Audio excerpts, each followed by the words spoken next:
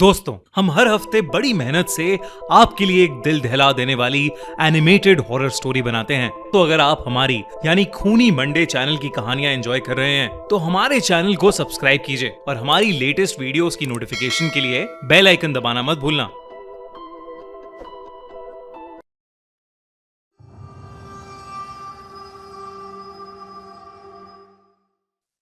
Frankenstein राफ्ती गांव Italy के पहाड़ों के बीच एक ठंडा, छोटा और शांत सा गांव था। रात का समय था, आसमान में घने बादल थे और हवा के झोंकों के साथ चर्च की घंटी की हल्की सी गूंज सुनाई दे रही थी। विटोरियो, जो कि 14 साल का एक पतला दुबला सा लड़का था, अपने हाथ में एक छोटी सी थैली लिए वापस घर जा रहा था। गांव के एक दुकानदार से ब्रेड और थोड़ा चीज खरीदकर रास्ता बिल्कुल सुनसान था। तभी उसे अपने पीछे से किसी के चलने की आवाज आई। वो आवाज सुनते ही उसके कदम रुक गए। उसे महसूस हुआ कि जैसे कोई उसके पीछे खड़ा सांस ले रहा है, शायद कोई लंबा चौड़ा आदमी। विटोरियो ने पलटकर देखा, पर वहां कोई नहीं था।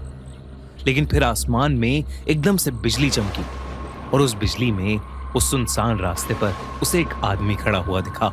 अलग अलग सड़ते हुए शरीरों के टुकड़ों से बना, अलग अलग जगह से तारें निकली हुई और सड़ते हुए मांस की बदबू से भरा वो मॉन्स्टर वहीं खड़ा हंस रहा था।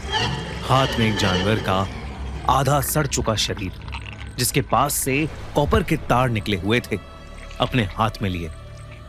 ये देखकर विटोरियो का गला सूख गया। उसने कुछ नहीं सोचा, बस वहां से भाग गया। पर कुछ दूर जाते ही उसे महसूस हुआ कि जैसे वो मॉन्स्टर उसके पीछे भाग रहा है। विटोरियो और तेजी से भागता रहा और चर्च के पास पहुंचकर जब उसने पीछे मुड़कर देखा तो वो मॉन्स्टर सड़क के किनारे से अंधेरे में कहीं गायब हो गया। विटोरियो भागकर अपने चाचा एरन के घर पहुंचा, जहां वो कुछ दिनों से रह रहा था। दरअसल 2 महीने पहले उसके माँ बाप की डेथ हो गई थी। उनकी मौत को लोग एक्सीडेंट कहकर टाल देते थे, पर विटोरियो जानता था कि उन्हें उसी मॉन्स्टर ने मारा था। उनके शरीर मिलने पर उनके साथ कॉपर के तार, एसिड के दाग और बिजली के जले निशान मिले थे। विटोरियो तब से चुप था। उसके चाचा, एक पुराने सर्जन, अक्सर कहते थे कि विटोरियो के माँ बाप कुछ ऐसे एक्सपेरिमेंट्स कर रहे थे जो दुनिया के नेचुरल लॉज के खिलाफ थे। विटोरियो उस मॉन्स्टर से बहुत घबराया हुआ रहता था। एक रात विटोरियो अपने कमरे में सो रहा था जब अचानक उसे बहुत ठंड लगने लगी। उसके कमरे में एक तेज हवा का झोंका आया। जब विटोरियो ने देखा तो उसकी खिड़की खुली हुई थी। पर यह अजीब था, क्योंकि वो रोज रात में खिड़की बंद करके सोता था। वो जैसे ही खिड़की को बंद करने उठा, उसे एक लंबे चौड़े आदमी की परछाई दिखी। बाहर अचानक से तेज बारिश शुरू हो गई और बिजली कड़कने लगी। उस कड़कती बिजली में वो भयानक मॉन्स्टर उसे फिर से दिखा। इस बार उसके हाथ में विटोरियो के माँ बाप के कटे हुए सर थे। ये देखते ही विटोरियो की चीख निकल गई और वो भागकर अपने अंकल एरन के पास गया। लेकिन जब वो कमरे में आए तो उन्हें कुछ नहीं दिखा। उसके चाचा ने उसका सर छुआ तो उन्हें एहसास हुआ कि विटोरियो को बहुत तेज बुखार आ गया था। अंकल एरन ने उसे दवाई खिलाकर सुला दिया।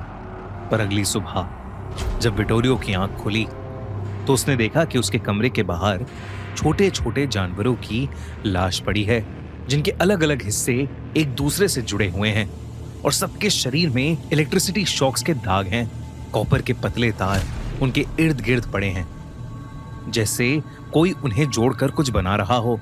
विटोरियो ने ये चीज अपने अंकल को दिखाने की कोशिश की, लेकिन वो लोग जब साथ गए तो उन्हें फिर से कुछ नहीं दिखा। गांव वालों में ये बात फैल गई थी कि विटोरियो पूरी तरह से पागल हो चुका है, क्योंकि विटोरियो जब भी घर पर अकेला होता तो उसके रोने और चिल्लाने की आवाजें आती रहती थीं। इतना ही नहीं, बल्कि विटोरियो लोगों से सिर्फ उसी मॉन्स्टर के बारे में बात करता रहता था। कई बार तो वो हाथ में मरे हुए जानवर लेता हुआ घूमता और अपनी जान के लिए मदद मांगता हुआ मिलता। दरअसल उन दिनों कई डॉक्टर्स और साइंटिस्ट ये मानते थे कि मरने के बाद इंसान की डेड बॉडी को वापस इलेक्ट्रिक शॉक्स देकर जिंदा किया जा सकता है। और इसी के चलते कई एक्सपेरिमेंट्स हुए और इससे इंस्पायर होकर मैरी शेली एक राइटर ने फ्रैंकेनस्टाइन नाम की किताब भी लिखी थी, जिसमें एक साइंटिस्ट विक्टर फ्रैंकेनस्टाइन अपना एक बहुत ही भयानक मॉन्स्टर बनाता है। विटोरियो के माँ बाप भी साइंटिस्ट थे और डॉक्टर्स को यह लगता था कि अपने माँ बाप की मौत को विटोरियो फ्रैंकेनस्टाइन मॉन्स्टर की कहानी से जोड़ रहा है और उसे सच समझ रहा है। सब लोग विटोरियो का मजाक उड़ाने लगे थे, इतना कि विटोरियो ने घर के बाहर जाना ही बंद कर दिया। ना स्कूल, ना प्लेग्राउंड, ना किसी और के घर, बस वो अपने अंकल के घर सबसे छुपकर रहने लगा था। पर अंकल एरिन को उसकी बातों पर यकीन था। उन्होंने फाइनली एक रात उसे अपने पास बिठा के सब सच बताया। उन्होंने बताया कि उसके माँ बाप सच में एक डेड बॉडी को जिंदा करने का ही एक्सपेरिमेंट कर रहे थे, जो गलत हो गया। जिस बॉडी पर वो एक्सपेरिमेंट कर रहे थे वो अलग अलग लोगों के बॉडी पार्ट से जोड़कर बनाई गई थी। उन्हीं में से जिस इंसान का सर वो यूज कर रहे थे उसकी बहुत भयानक मौत हुई थी। विटोरियो के माँ बाप के किसी एक्सपेरिमेंट में वो जलकर मर गया था, बस उसका चेहरा बच गया था। उसकी मौत के बाद से विटोरियो की माँ को उसकी आत्मा अपने पूरे घर में दिखने लगी थी और उस भयानक आत्मा ने उसी डेड बॉडी पर कब्जा कर लिया जो विटोरियो के माँ बाप ने अपने फाइनल एक्सपेरिमेंट के लिए बनाई थी। अपना बदला लेने के लिए उस आत्मा ने उस भयानक शरीर की मदद से विटोरियो के मॉम डैड को मार डाला। विटोरियो के अंकल उसे ये बता ही रहे थे कि तभी उनके घर के अंदर सारी लाइट्स अचानक से फ्लिकर करने लगी। घर के सारे खिड़की दरवाजों पर जोर जोर से ठक ठक होने लगी और देखते ही देखते वो अपने आप ही खुल पड़े। साथ ही सारी लाइट्स अचानक से बंद हो गईं। पूरे घर में अंधेरा हो गया था और बहुत तेज ठंडी हवा का झोंका उनके घर में घुस आया। साथ ही एक अजीब सी स्मेल भी घर में घुस आई, सड़ते हुए मांस की स्मेल। विटोरियो को बहुत ज्यादा डर लग रहा था। उसके अंकल एरिन विटोरियो को दिलासा दे रहे थे, लेकिन अंदर ही अंदर उन्हें भी बहुत डर लग रहा था। उन्होंने किसी तरह अंधेरे में एक कैंडल ढूंढी, उसे जलाया, पर विटोरियो को उस कैंडल की रोशनी में कुछ बहुत ही दिल दहला देने वाला नजर आया। अंकल एरिन के ठीक पीछे एक बड़ी सी परछाई थी, उस लंबे चौड़े भयानक मॉन्स्टर की। जैसे ही अंकल एरिन पीछे मुड़े, उनकी कैंडल बुझ गई। उन्होंने फिर से वो कैंडल जलाई, पर इस बार उनके रोंगटे खड़े हो गए, क्योंकि अब उस रोशनी में पहली बार वो उस खौफनाक मॉन्स्टर को देख रहे थे। वो उनके सामने खड़ा था, वही आधा जला हुआ चेहरा, कॉपर के तारों से जुड़ा उसका शरीर और उसके हाथ से ऐसे टपक रहा था। उसकी आंखें बिल्कुल सफेद थीं, जैसे अंधेरे में बिजली चमक रही हो। अंकल एरिन पीछे हटे, लेकिन उनका पैर किसी कॉपर वायर से उलझ गया। उस मॉन्स्टर ने अपने हाथों से अंकल एरिन की गर्दन पकड़ ली और उन्हें हवा में उठा लिया। एरिन के शरीर में जोरों के इलेक्ट्रिक शॉक्स दौड़ गए।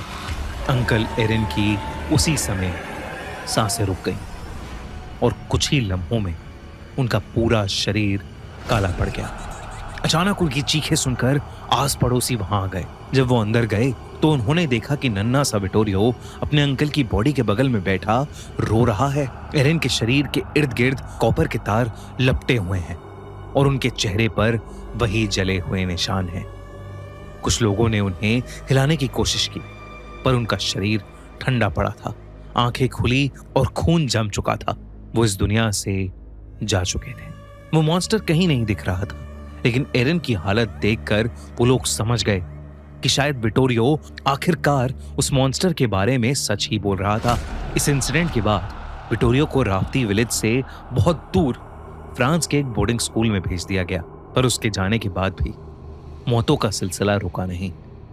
कभी कोई जानवर जला हुआ मिलता तो कभी कोई इंसान, और हर जगह कॉपर के तार। धीरे धीरे लोगों ने उस एरिया को छोड़ दिया, पर आज भी शायद वो मॉन्स्टर, शायद वो फ्रैंकेनस्टाइन उसी विलेज के, उसी गांव के आसपास भटक रहा है। अगर आपको ये वीडियो अच्छी लगी तो हमारा चैनल खूनी मंडे सब्सक्राइब करना बिल्कुल मत भूलना।